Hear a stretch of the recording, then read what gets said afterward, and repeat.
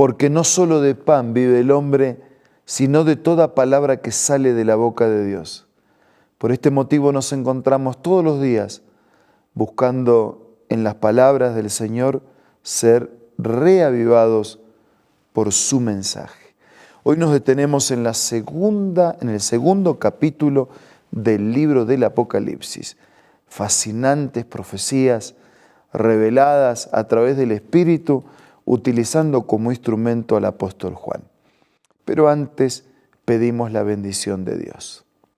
Padre nuestro que estás en los cielos, ahora al estudiar el capítulo 2 de Apocalipsis pedimos tu bendición. Lo hacemos en el nombre de Jesús. Amén. Como ya hemos dicho, el capítulo del Apocalipsis es un capítulo rico en símbolos y en figuras proféticas. Y a través del Apocalipsis vemos el recorrer de la historia de la iglesia. Y también vemos el clímax de conflicto entre el bien y el mal y la victoria definitiva del bien sobre el mal. Hay series proféticas de 7 en el Apocalipsis. El 7 es número y símbolo de la perfección. Así que nosotros vamos a encontrar las 7 cartas, las 7 iglesias, los 7 sellos, las 7 trompetas. Y en el capítulo 2 y en el capítulo 3 están las 7 cartas dirigidas a las 7 iglesias. Hoy nos detenemos en el capítulo 2 y mañana con el capítulo 3 completaremos estas 7 cartas o iglesias. Se trataba de 7 iglesias originales, físicas, del Asia de aquellos días. Se trataba también de mensajes aplicados individualmente a personas. Pero también se trata de mostrarnos la historia de la iglesia desde el año 31, originada o sistematizada por el Señor, hasta el fin de los tiempos y hasta el regreso de Jesús. Con esta introducción vamos a leer. La primera iglesia o la primera carta es a Éfeso. Escribe el ángel de la iglesia de Éfeso. Esto dice el que tiene las 7 estrellas en su mano derecha y se pasea en medio de los 7 candelabros de oro. O sea que el que habla aquí es el Señor. Conozco tus obras, tu duro trabajo y tu perseverancia. Sé que no puedes soportar a los malvados y que has puesto a prueba a los que dicen ser apóstoles pero no lo son y has descubierto que son falsos. Has perseverado y sufrido en mi nombre sin desanimarte. La iglesia en sus comienzos fue una iglesia valiente, fue una iglesia fiel, fue una iglesia activa y fue una iglesia pura. Pero de a poco esa iglesia comenzó a enfrentar dificultades. Por eso dice versículo 4, sin embargo tengo en tu contra que has abandonado tu primer amor. Recuerda de dónde has caído, arrepiéntete y vuelve a practicar las obras que hacías al principio. Si no te arrepientes, iré y quitaré de su lugar tu candelabro. Pero tienes a tu favor que aborreces las prácticas de los nicolaitas, las cuales yo también aborrezco.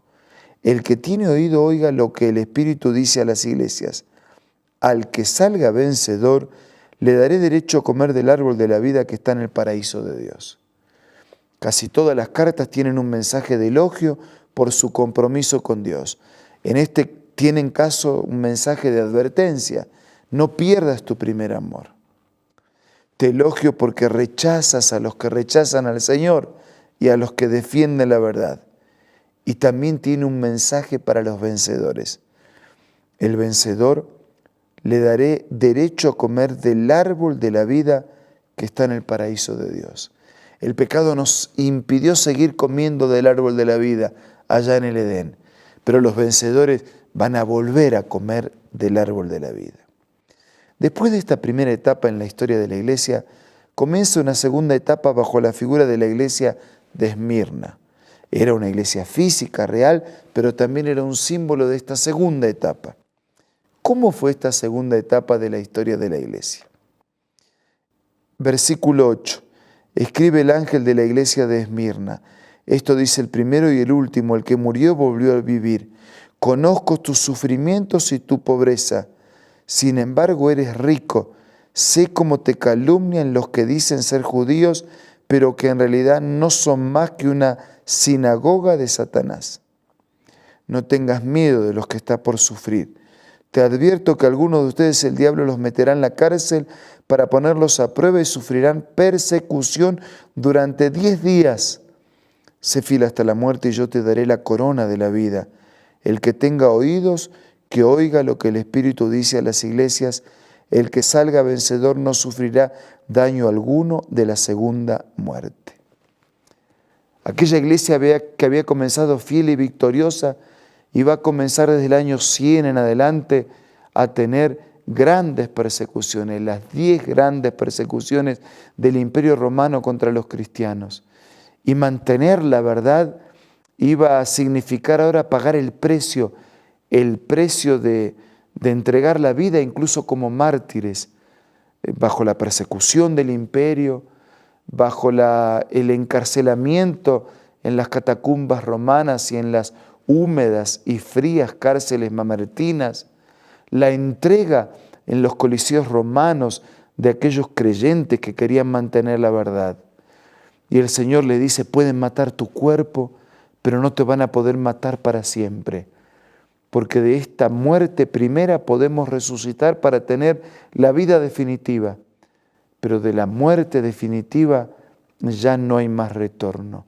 Podrán hasta quitarte la vida, pero no podrán quitarte el milagro de la resurrección.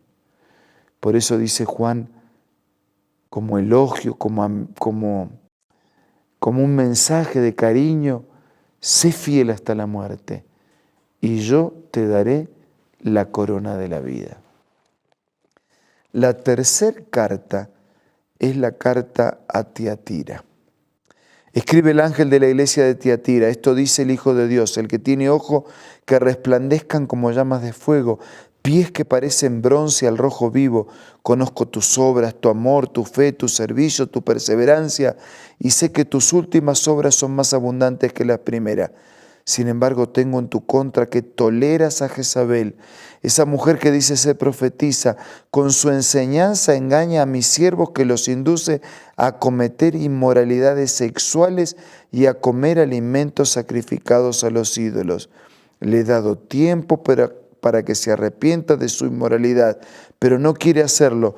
Por eso la voy a postrar en un lecho de dolor.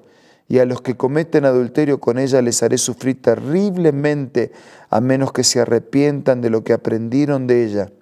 A los hijos de esta mujer les heriré de muerte. Así sabrán todas las iglesias que yo soy el que escudriña la mente y el corazón, y a cada uno de ustedes lo trataré de acuerdo con sus obras. Ahora al resto de los que están en Tiatira, es decir, a ustedes que no siguen esta enseñanza, ni han aprendido los mal llamados profundos secretos de Satanás, les digo que ya no les impondré otra carga. Eso sí, retengan con firmeza lo que ya tienen hasta que yo venga, y al que salga vencedor y cumpla mi voluntad hasta el fin, le daré autoridad sobre las naciones. Así como yo lo he recibido de mi Padre, gobernará con puños de hierro, los hará pedazos como a vasijas de barro. Le daré la estrella de la mañana.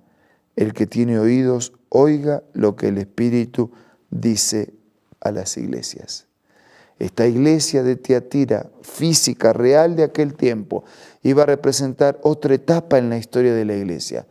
Allí desde el año 300 en adelante, cuando iban a comenzar a mezclarse los conceptos y la doctrina de Dios con conceptos y doctrinas paganas, ilustradas por Jezabel y sus inmoralidades, esos adulterios espirituales en lugar de estar casados fielmente con Dios, jugar, ¿no? Y tener otros dioses y cometer adulterios espirituales e inmoralidad espiritual que nos terminaban o que terminaban a la gente de aquellos días haciendo dejar a Dios a un lado y casándose con otros dioses.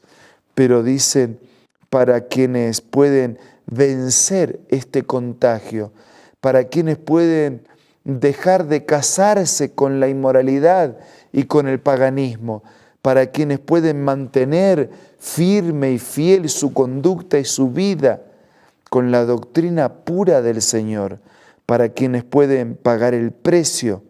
Yo no les voy a imponer otra carga. Para quienes cumplan mi voluntad, para quienes salgan vencedores, van a tener un día autoridad sobre todas las naciones, van a gobernar conmigo un reino nuevo y un reino para siempre, y tendrán la estrella de la mañana que les dará una vida nueva y una vida para siempre. Juan estaba escribiendo todo esto mientras estaba desterrado en Patmos. Por eso dice, el que quiere entender va a entender. Escribió en claves, esas claves que el mismo Apocalipsis nos revela.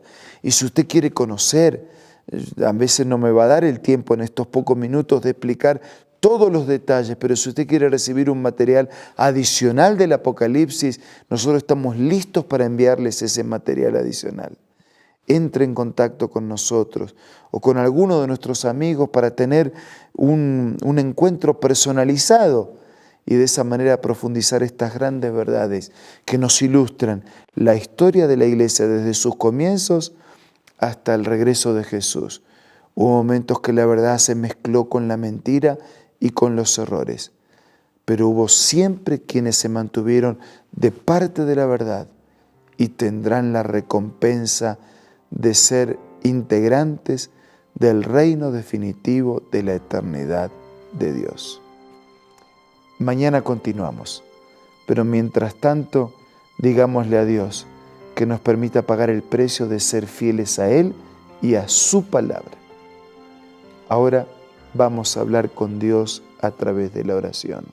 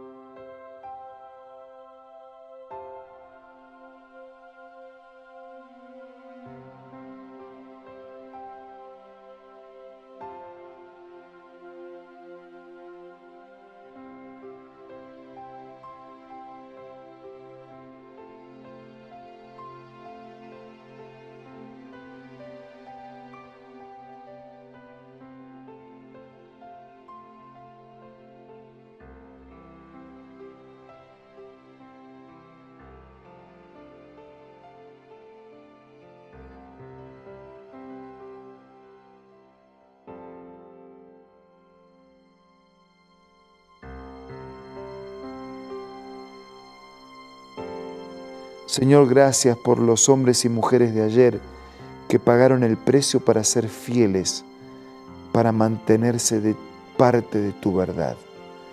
Ayúdanos a nosotros también a pagar el mismo precio, ser fieles y prepararnos para ser ciudadanos de tu reino para siempre. Bendice a nuestros queridos amigos y hermanos. Te lo pido y te lo agradezco en el nombre de Jesús. Amén. Nos reencontramos mañana para seguir siendo reavivados por la palabra del Señor.